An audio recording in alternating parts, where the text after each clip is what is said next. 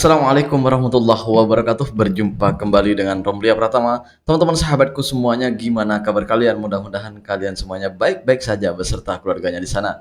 Teman-teman sahabatku, buat kalian yang baru gabung, yang baru nonton video ini, silahkan di subscribe dulu, di like dan di komen guys. Buat teman-teman sahabatku yang udah mendukung support channel ini, terima kasih. Mudah-mudahan kalian semuanya diberikan keberkahan umur, keberkahan rezeki, dimudahkan segala urusannya, baik urusan dunia maupun urusan akhirat. Amin ya rabbal alamin. Teman-teman sahabatku, seperti biasa guys, kita akan nge-reaction beberapa video yang lagi viral. Seperti apa videonya? Ini dia guys.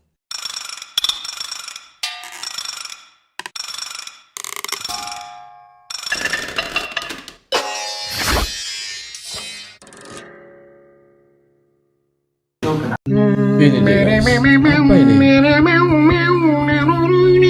Produksi tempe di Indonesia. Hah? Bentar, gue bener-bener gak tahu kalau proses tempe itu seperti apa.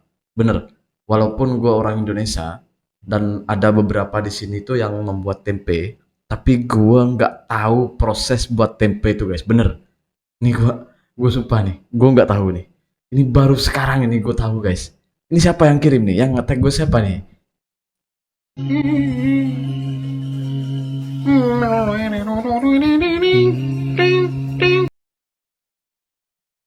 Pakai kaki ya?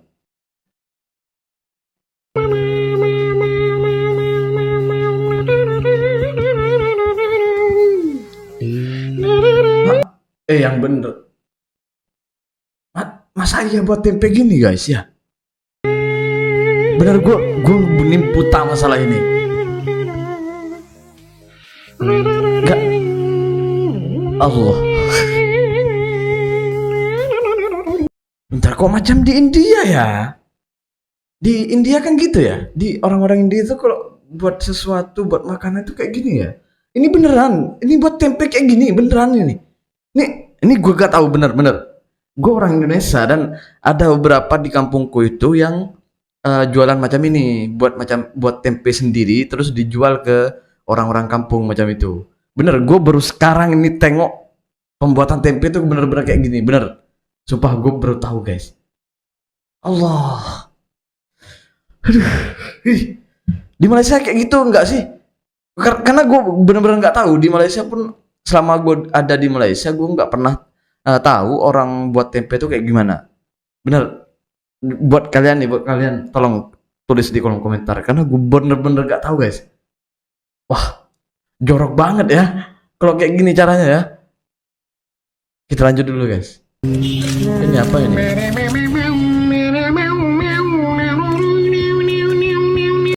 Pabrik tahu di Indonesia. Kok sampah? Kok sampah-sampah tadi?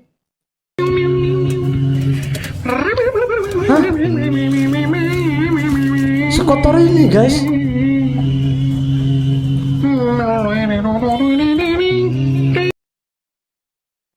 Tahu beneran loh. Tadi tempe, ini tahu. Allahu Akbar, sumpah gue baru tahu pembuatan tahu tempe itu, baru tahu gue guys. Ternyata kayak gini ya. Wow. Pakai sampah pembakarannya. Oh iya.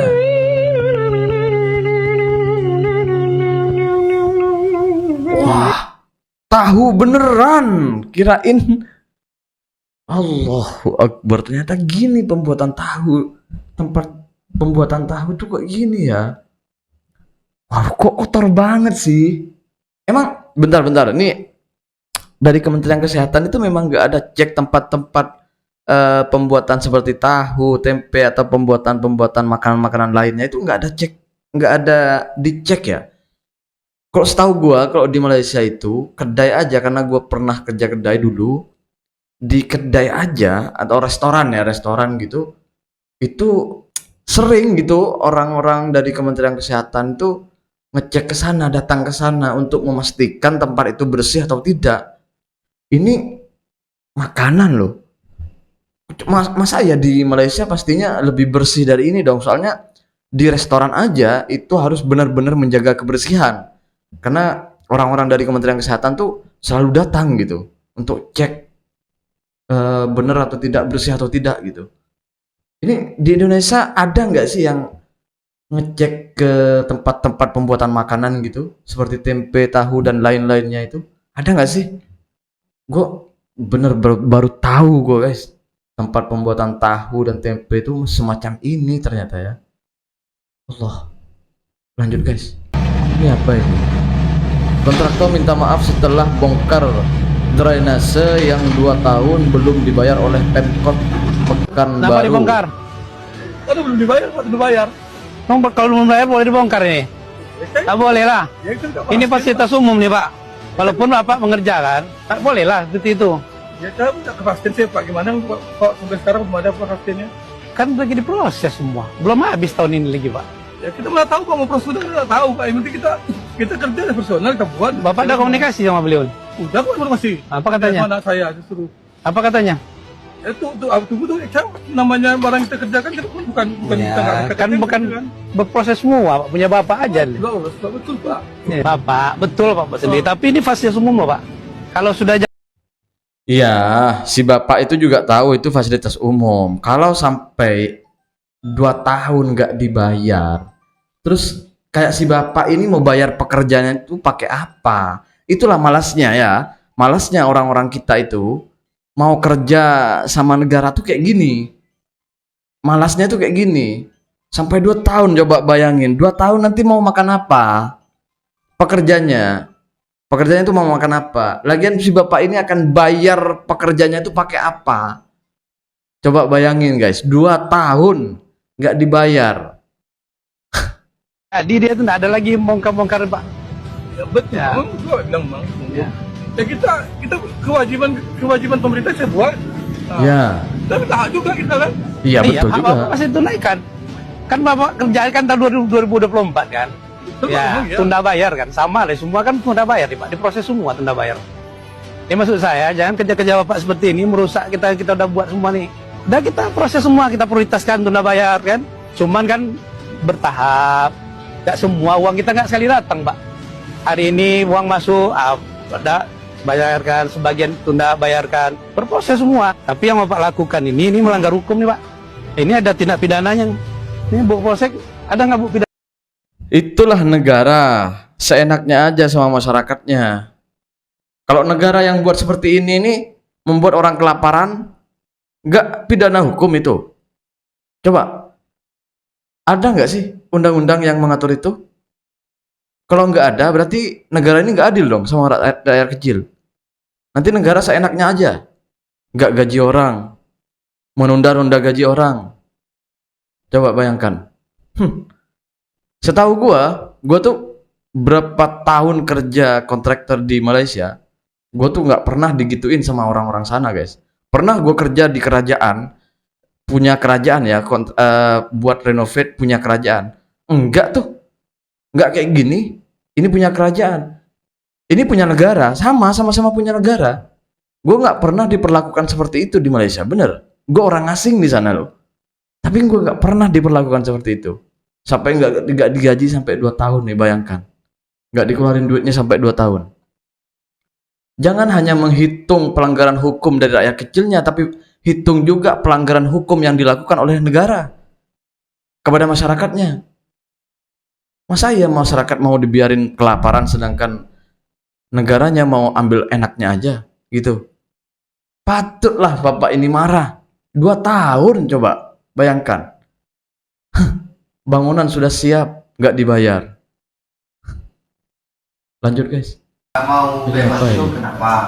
Ya di luar bingung Pak, karena di luar kan kita udah nggak punya keluarga, orang tua udah nggak ada, dia cuma punya adik perempuan sih Pak. Iya. Apalagi kan adik perempuan saya jauh, udah punya suami juga, mana mungkin saya mau ikut dia kan Pak. Jadi saya ngerasa lebih nyaman di sini gitu daripada di luar gitu loh. Nah ini kerjaan di mana di luar? Makanya itu yang bingung Pak, nggak ada kerjaan. Jadi itu kendalanya Mas Fahri ini mengganggu bebas ya. Iya. Nah, tapi ini pencerahan Mas Fahri. Jadi bagaimana bentuknya? Ya, hari ini Mas Fahri bebas. Jadi tanggal hari ini masa pidana Mas Fahri sudah habis.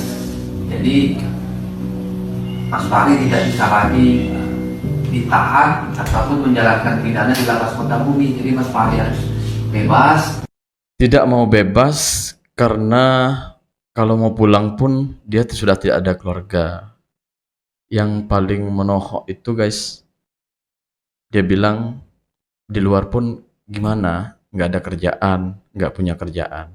Inilah yang gue selalu bilang, ketika ada masyarakat kecil di penjara karena kesalahan-kesalahan tertentu, gue tuh selalu menyarankan sama pemerintah untuk memberikan arahan atau motivasi atau cara belajar kerja selama di penjara agar masyarakat yang sudah di penjara ketika keluar dari penjara itu mempunyai skill untuk bekerja, mempunyai skill untuk membuka usaha kecil-kecilan. Gue tuh punya kawan di Malaysia itu orang Malaysia, dan beliau tuh cerita pas ada di penjara guys. Beliau pernah di penjara dan beliau tuh bercerita tentang di penjara tuh kayak gimana. Ini di Malaysia. Bercerita kalau di Malaysia tuh katanya diberikan arahan, diberikan apa ya, kayak cara untuk bekerja macam mana, cara buka usaha macam mana. Dan alhasil setelah kawan saya itu keluar daripada penjara, dia tuh buka kedai guys, buka kedai roti canai dengan nasi goreng apa semua. Dia cakap dengan saya tuh dia belajar waktu di penjara, karena di penjara itu di Malaysia tuh dikasih pemahaman tentang cara kerja, itu bagus. Makanya gue selalu bilang sama pemerintah Indonesia nih, alangkah baiknya kita contoh itu, bagus ini. Ketika masyarakat keluar dari penjara, dia tidak bingung untuk kerja, mencari kerja karena dia punya skill gitu guys. Kira-kira seperti itu. Terima kasih buat semuanya. Assalamualaikum warahmatullahi wabarakatuh. Jangan lupa salawat guys.